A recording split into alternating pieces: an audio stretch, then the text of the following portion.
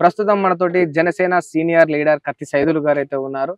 మరి తెలంగాణ ఫలితాలు వెలువడిన తర్వాత కాంగ్రెస్ మొత్తానికి అధికారాన్ని చేజిక్కించుకుంది. జనసేన ఒక ఎక్సెప్ట్ కుకట్పల్లి తప్ప మిగతా ఏ కాన్స్టిట్యున్సీలో కూడా 6 స్థానాల్లో డిపాజిట్ కూడా దక్కించుకోలేకపోయింది. మరి దీనికి కారణాలు, మరి కాంగ్రెస్ గవర్నమెంట్ ఫామ్ అయిన తర్వాత 3 నెలల్లో ఈ గవర్నమెంట్ కూలిపోతుందని చెప్పేసి బీఆర్ఎస్ వాళ్ళు అయితే కొన్ని ఆరోపణలు అయితే చేస్తా ఉన్నారు. మరి ఇటువంటి విషయాలపైన నేరుగా అన్ననే అడిగి తెలుసుకుందాం. అన్న నమస్తే. నమస్తే బ్రదర్, ఎట్లా ఉన్నారన్న? కత్తి సైదులు బాగున్నారా? సూపర్, ఓకే ఫైన్, బాగానే ఉన్నాం. చెప్పండి అన్న, జనసేన కుకట్పల్లి తప్ప ఏ ఒక్క స్థానంలో కూడా డిపాజిట్ కూడా దక్కించుకోలేము ఎందుకంట? మీకు చెప్పేది ఏంటంటే, మేము పార్టీ పెట్టినప్పుడు ప్రతి ఒక్కరు పార్టీ పెట్టుకుంటారు. ఈ పార్టీ పెట్టినప్పుడు ఓకే మేము గెలుస్తాం, మా అభ్యర్థులను మేము ప్రజల్లోకి తీసుకుపోతాం అని ఒక ధీమాతోనే ప్రతి ఒక్కరు పెట్టుకుంటారు పార్టీని.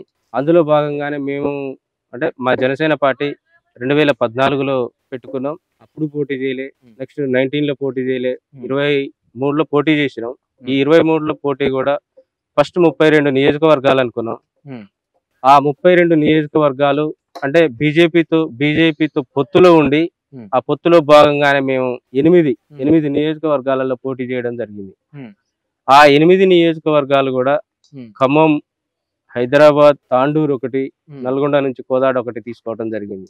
ఈ 8 నియోజకవర్గాలు కూడా మా అభ్యర్థులు బలంగానే మా వాయిస్ని తీసుకుపోయారు కానీ మరి తెలంగాణలో జనసేన పార్టీ ఇన్ఛార్జ్ అయిన నేమూరి శంకర్ గౌడ్ గారికి కూడా అనుకున్న స్థాయిలో ఓట్లు రాలేదు. ఓకే బ్రదర్, అంటే మీరు చెప్పినట్టు ఏంటంటే మా పార్టీని ఓకే ప్రజలు రిసీవ్ చేసుకున్నారు.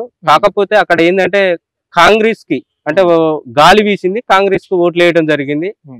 టిఆర్ఎస్ పార్టీకి టిఆర్ఎస్ మీన్స్ బీఆర్ఎస్ పార్టీకి వ్యతిరేకంగానే మిగతా పార్టీని ఎందుకు మనం ఓట్లు వేస్తే మన ఓట్లు ఖరాబ్ అవుతాయేమో, చెడిపోతాయేమో మన ఓట్లు, కాబట్టి గెలిచే అభ్యర్థి ఎవరిదైనా ఉంటే అనుకొని ప్రజలు ఓట్లు వేయడం జరిగింది. ఆ గెలిచే అభ్యర్థి ఎవరు, ఒక కాంగ్రెస్ ని చూసుకున్నారు.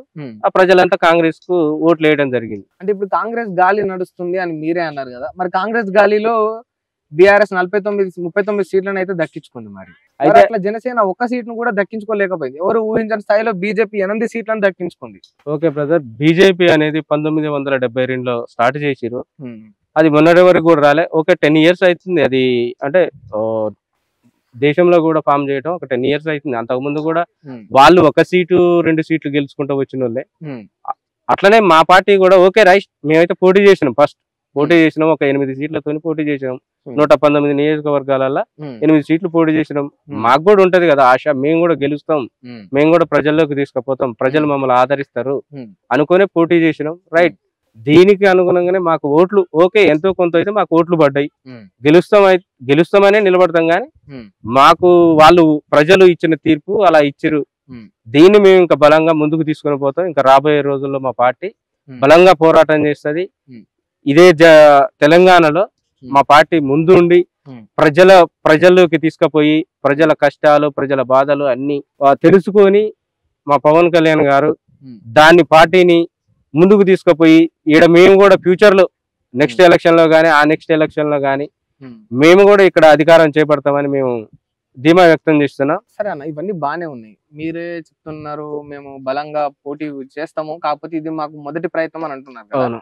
సరే, ఆంధ్రాలో అంటే మీరు పొత్తు పెట్టుకుందంటే అధికారం వైసీపీకి పోవద్దని, రాష్ట్రం ఇంకా వెనకబాటుతనంగా పడిపోతుంది, వైసీపీకి ఓటు చీలితే వైసీపీ వ్యతిరేక ఓటు చీలొద్దని కాన్సెప్ట్ పైన మీరు టీడీపీతో పొత్తు పెట్టుకుంటున్నారు. Okay, it's fine.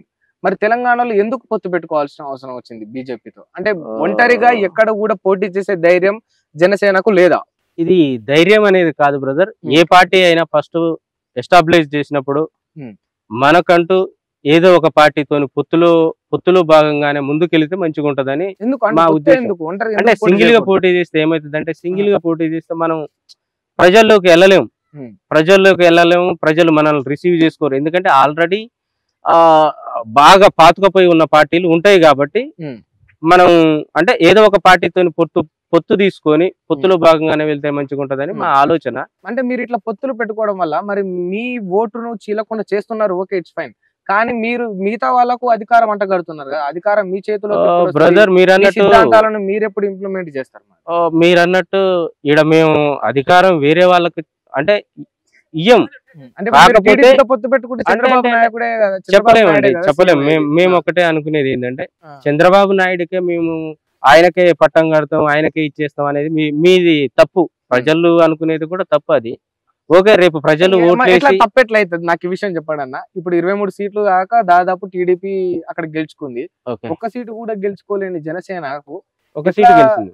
Last time ఒక సీటు ఆ గెలిచింది. ఒక సీటు కూడా లేదు కదా ఇప్పుడు. మరి ఎట్లా జనసేన గవర్నమెంట్ రూల్ చేస్తుంది అనుకుంటున్నా? అంటే గవర్నమెంట్ రూల్ చేస్తుంది అనేది ఏం కాదు. మేము పొత్తులు అంటే టీడీపీకి పొత్తులో భాగంగానే మేము ముందుకు పోవాలనుకున్నాం ఫస్ట్ నుంచి కూడా. ఆ పొత్తులో భాగంగానే ముందుకు పోతాం. మాకు అంటే అవతల పార్టీ టీడీపీ పార్టీ అధ్యక్షుల వారు కానీ వాళ్ళు అంటే మాకు జనసేన పార్టీని మా మీద ఉంచిన దానిపైన ఎన్ని సీట్లు ఇస్తారో దాన్ని బట్టి మేము ముందుకు పోతాం. ఆ ముందుకు పోయిన క్రమంలో మొత్తం 175 సీట్లలో ఓకే మాకు ఇచ్చేదాన్ని బట్టి, ఆ ప్రజలు రిసీవ్ చేసుకునే దాన్ని బట్టి, ప్రజలు ఓట్లు ఇచ్చే దాన్ని బట్టి మేము దాన్ని చేస్తాం. అయితే రేపు ఓకే చెప్పలేము, రేపు పవన్ కళ్యాణ్ గారిని ఒక ముఖ్యమంత్రి చేయొచ్చు ఏమో చంద్రబాబు నాయుడు గారు. టీడీపీ కార్యకర్తలు కానీ టీడీపీ నాయకులు కానీ దాన్ని అంగీకరిస్తారా పవన్ కళ్యాణ్ గారిని ముఖ్యమంత్రి అంటే? అంగీకరిస్తారా అంటే మనం దాన్ని తర్వాత ఎలక్షన్లు అయిపోయిన తర్వాత దాన్ని చూసేదాన్ని బట్టి చెప్పలేము, ఏదైనా జరగచ్చు. ఇప్పుడున్న పరిస్థితిలో తెలంగాణలో కూడా ఈ కాంగ్రెస్ పార్టీ అధికారంలోకి వస్తుందని ఎవరు అనుకోలే. రేవంత్ రెడ్డి ముఖ్యమంత్రి అవుతాడని ఆయన అనుకోలే. అది ఏమైంది, ప్రజలు తీర్పిచ్చిరు. అది ఏది బీఆర్ఎస్ మీద వ్యతిరేకతతోని, కేసీఆర్ మీద వ్యతిరేకతతోని తీర్పు ఇవ్వడం జరిగింది. ఆ తీర్పు వల్లనే కాంగ్రెస్ పార్టీ అధికారంలోకి వచ్చింది. దానికి కష్టపడ్డ వ్యక్తి ఎవరంటే అన్ని నియోజకవర్గాలు తిరిగి అన్ని సభలు పెట్టి చేసిన రేవంత్ రెడ్డి. కాబట్టి ఆయనకే అధికారం ఒప్పచెప్పారు. ప్రజలు కూడా ఆయనకే ఇవ్వాలని అందరూ కోరుకున్నారు. వాళ్ళ ఉన్న సీనియర్ లీడర్లు కూడా ఫైనల్ గా ఏం చేశారంటే ఓకే రైట్, ఆయన కష్టపడ్డాడు కాబట్టి ఆయనకే ఇద్దాం, ఆయన చూసుకుంటాడు అన్న ఉద్దేశంతోనే ఆయనకు సీఎం పదవి ఒప్పచెప్పడం జరిగింది. అంటే ఇప్పుడు తెలంగాణలో జరిగినట్టు ఆంధ్రలో కూడా జరుగుతుంది చెప్పలేము, జరగచ్చు కూడా. రేపు అక్కడ ఓకే ఎన్నో కొన్ని సీట్లలో జనసేన పార్టీ పోటీ చేస్తుంది.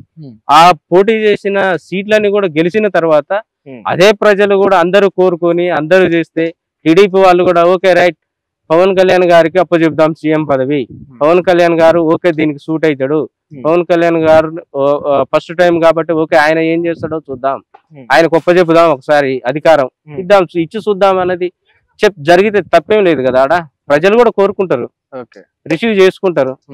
కాబట్టి ఓకే ఆయన కూడా కావచ్చో ఏమో, ఇంకా ఒక 3 months ఇంకా 3 నెలల వెయిట్ చేస్తే చెప్పలేం, ఏదైనా జరగచ్చు రాజకీయంలో.